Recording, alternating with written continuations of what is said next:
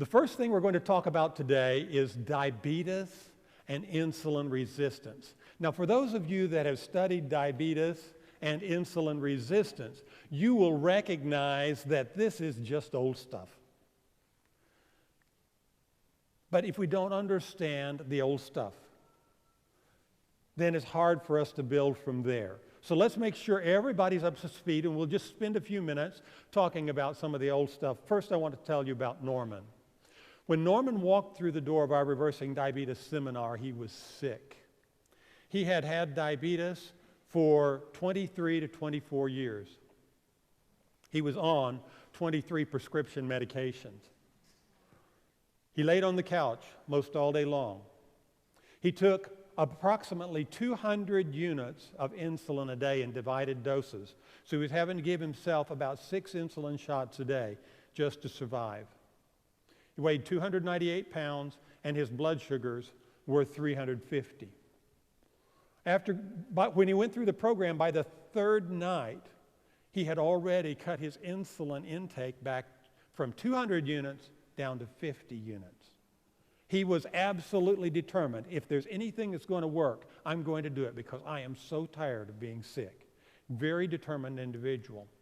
But after he'd been on the program for a year to a year and a half, he was down to 7 prescription medications a day. And instead of taking 6 insulin shots a day, he was down to 2 to 3 insulin shots a week. He was on a sliding scale. If his blood sugars went above 140, then he would take an injection of long-acting insulin. Otherwise, he would take nothing. And he had lost 98 pounds.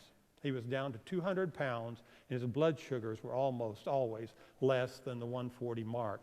Norman didn't completely reverse his diabetes. At least he hasn't yet.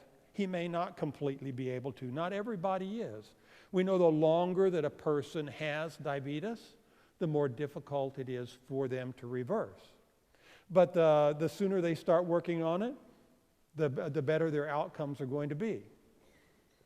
But everybody will be able to significantly improve their health. And the better control that you get, the greater life expectancy you can experience. So before you stands an open door. Life is made up of choices. You have a choice as to what you're going to do and how are you going to do it. So because of that, we've made the open door a background behind every one of our screens. I would like this to be a reminder to you. Every time you see that outline of a door, I have a choice.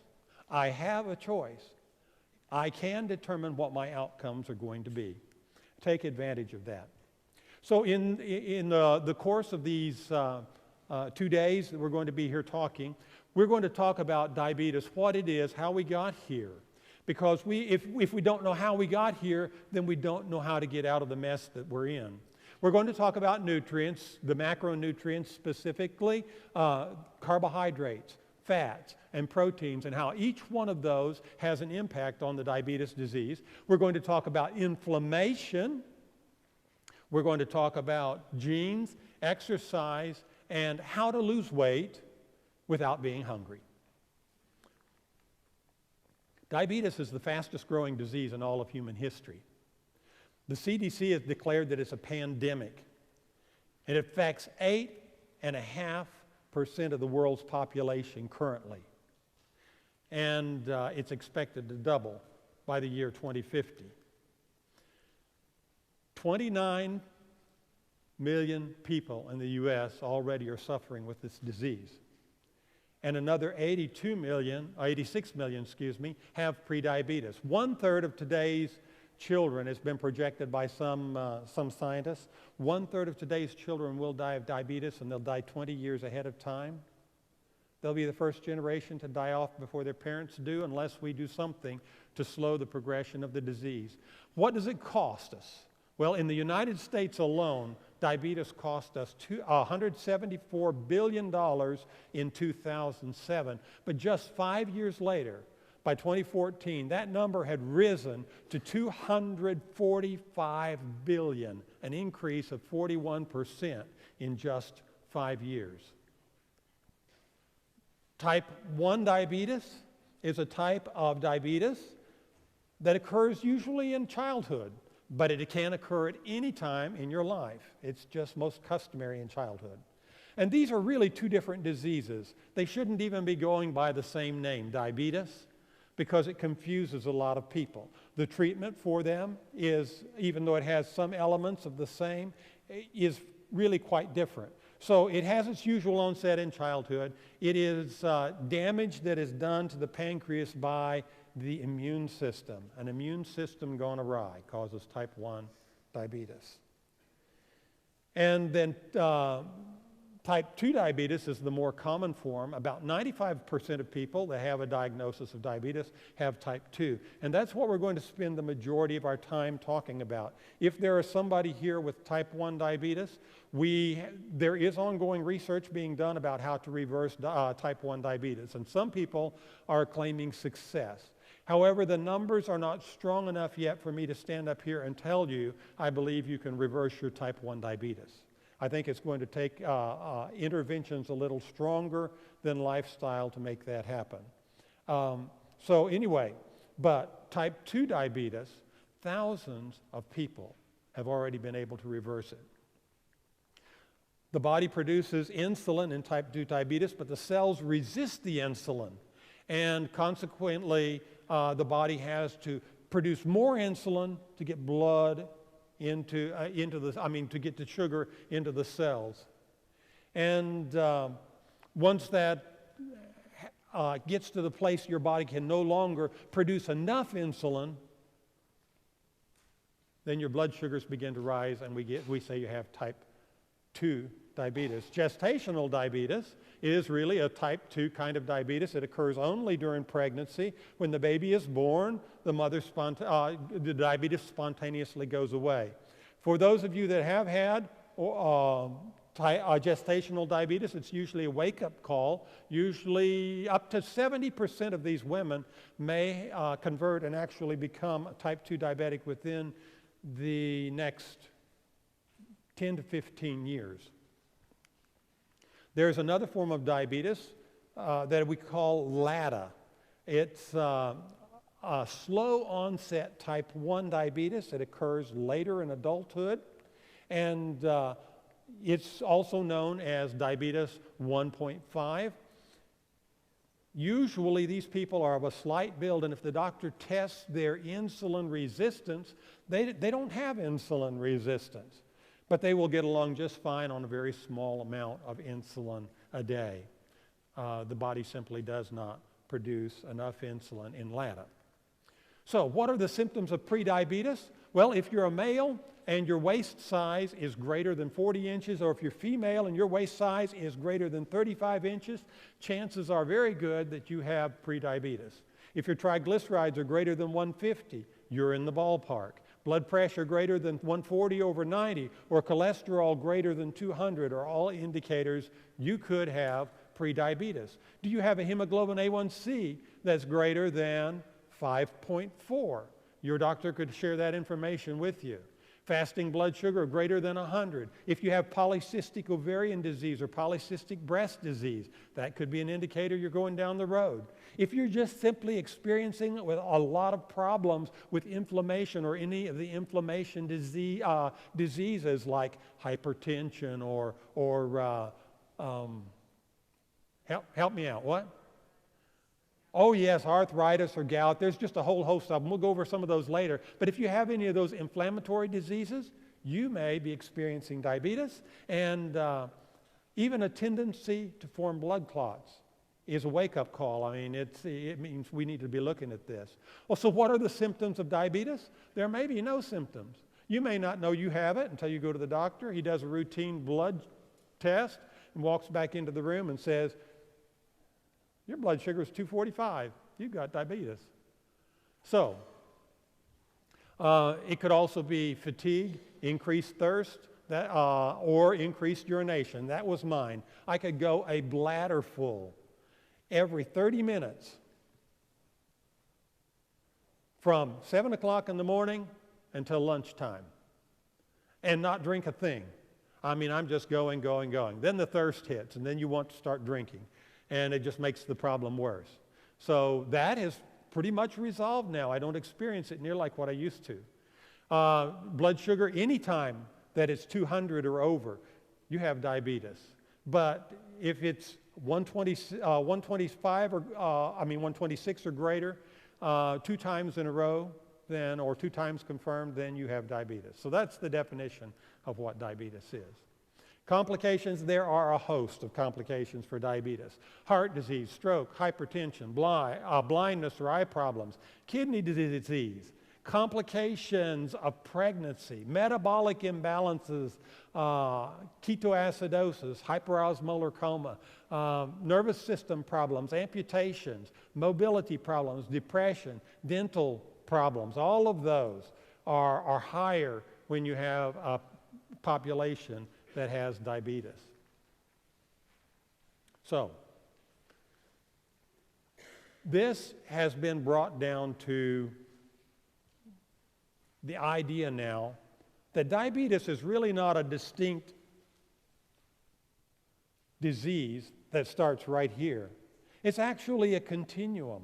It begins silently, and you have no idea it's beginning.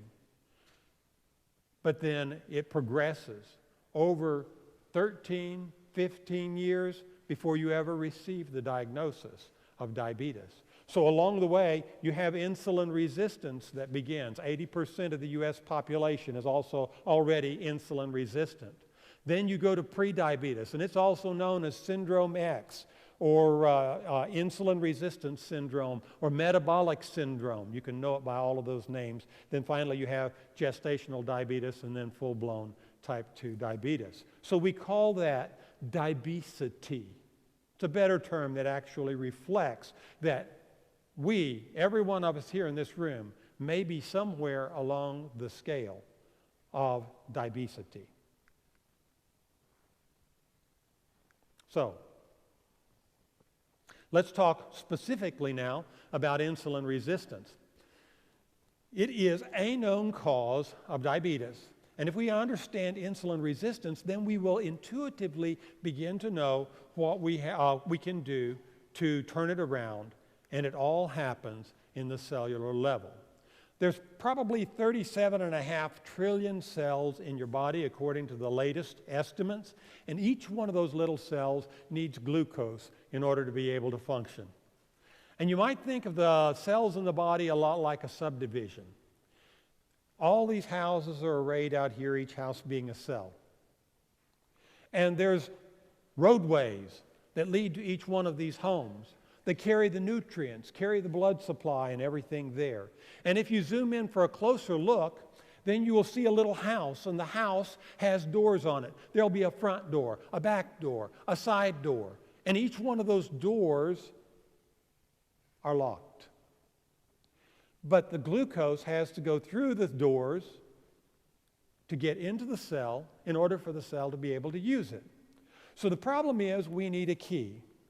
And insulin is the key. So once the sugar makes it inside the cell burns that sugar in a little furnace, and this is my representation of the furnace, and that powers all the energies of the cell. Now, you might also think that there's a little cupboard in the cell as well. And any excess glucose that is not used right away by the cell will concentrate it, and it stores it in the cupboard. So you have a furnace and a cupboard in each cell. Now, what happens in the normal metabolic process is this. You eat a meal, the meal comes into your body, goes down into your stomach, and begins to be absorbed through the intestinal lining into your bloodstream. So your blood sugar is going to rise. Now, an elevated blood sugar is toxic. And so you want to try to stay away from that problem. But then insulin is released from the pancreas. It's like you have a workman down there in the pancreas. He's constantly testing the blood to see if the blood is getting sweet. And when that blood sugar starts to go up, he sends out a message. Pump out more insulin. The sugar load is on the way. And so he pumps out that insulin. It opens the doors to the cells. Now the glucose is thrown out of the bloodstream but into the cell because of the action of insulin. And then the blood sugar is able to return to normal. And everything is fine again. So the cell uses all that extra sugar for energy, and then you get to eat your next meal. Now, what happens over a period of time is we have insulin resistance that begins to form. And when insulin resistance forms, it sort of happens like this. Your cell becomes overfed. And when the cell becomes overfed, it has no way of communicating to the body, don't eat anymore. But it does have the capability of storing excess. So it will store excess, and when the reserves start to get full, it looks around and says, we don't need all this extra energy. What are we doing here? And so it takes some of that extra energy and it makes it into gum and stuffs the gum into the locks of the door. Now insulin comes along with a key, tries to put it in the door to open the door. It's unable to make it work. Well, insulin just doesn't have time to waste on one measly little cell, so it pulls the key out and runs on down the street where it can find an open door, and it continues to do its job. The problem is now we have doors that are non-functional. The doors are still there, but they're not operable anymore. So because there's fewer doors, now when you go to eat your next meal, your blood sugar rises, but it's going to take even more insulin, a higher concentration of insulin, to open the fewer remaining doors. Because some of the insulins are running along, sticking their keys into doors that don't work. So it opens the remaining doors, the sugar gets put into the cells anyway. You have no idea that this is going on in your body, but it's happening. Your cells are still overfed. It's still making more gum now to lock up more doors or gum up more doors, and the blood sugar returns to normal in the meantime. Some of the sugar is used for energy, and life goes on. But as this cycle repeats over and over and over again, more and more of those doors get plugged up until you have a problem. And that problem is called insulin resistance. My question is this you? Are you experiencing any of these symptoms? Upper abdominal obesity, fatigue, that means you're feeling tired all the time, migrating aches and pains, cravings for sugar, inability to lose weight, hormonal imbalances, high cholesterol and hormones, triglycerides, thyroid, constant hunger, high blood pressure, polycystic ovarian disease, or increased fat storage. Any of those things could indicate that you have insulin resistance already going on in your body. So, this brings us down to a definition. Insulin resistance is a condition caused by a lifestyle in which energy intake is greater than energy spent. It usually happens over a long period of time, 13 to 15 years, before you actually will convert and develop the diabetes program. So what are we going to do about it? Well, science tells us that the very best thing we can do is diabetes self-management education. Just teaching you how to take care of yourself, teaching you what has happened here, and that's what we're doing here today. The second thing that's most effective is sharing that information with somebody else, or participating somehow in self-management support. You get a group of people together and you say, let's support each other, let's keep each other on track, let's be accountable to each other and make this happen. And the third most important thing is medical management. But are you going to do what your doctor says? So much of the time you go to the doctor's office and people just keep on doing what they want to do. And they walk out the door and the doctor says, what can I do to help them? What can I do to help them? I've done everything I know to do. Remember, only you can reverse your diabetes. Dr. John McEwen, who's the medical director of our program, says that it's 10% doctor and 90% you. He says, I can keep you coming back. I can give you medications that'll help control your symptoms and keep you coming back here every month. But only you can control your diabetes. You can change it. So your doctor can only treat your symptoms. And he can advise you to lose weight, but you're the only one that can actually make it happen. And he can tell you to eat less fat, but the choice is still yours. And he can tell you to get the right exercise, but you have to be the one that does it. So, ultimately, the choice is up to you. So, in this segment, we've talked about the types and the symptoms of diabetes. We've talked a little bit about insulin resistance and what it is.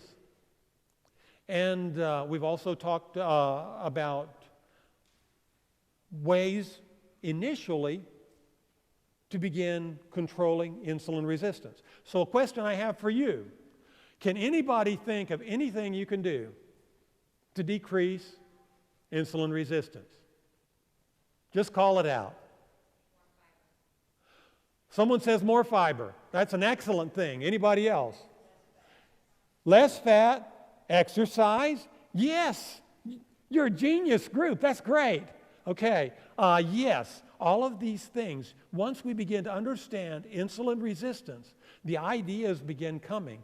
If I can do anything to burn off the energy that's being stored in the cell, then it'll make the cell hungry again.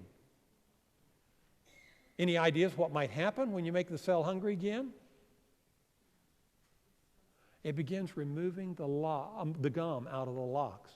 And when those locks become operable again, the glucose goes back in the cell. But as the locks become operable again, what happens to your insulin resistance? It goes away. And when it goes away, what happens to the diabetes? The diabetes reverses.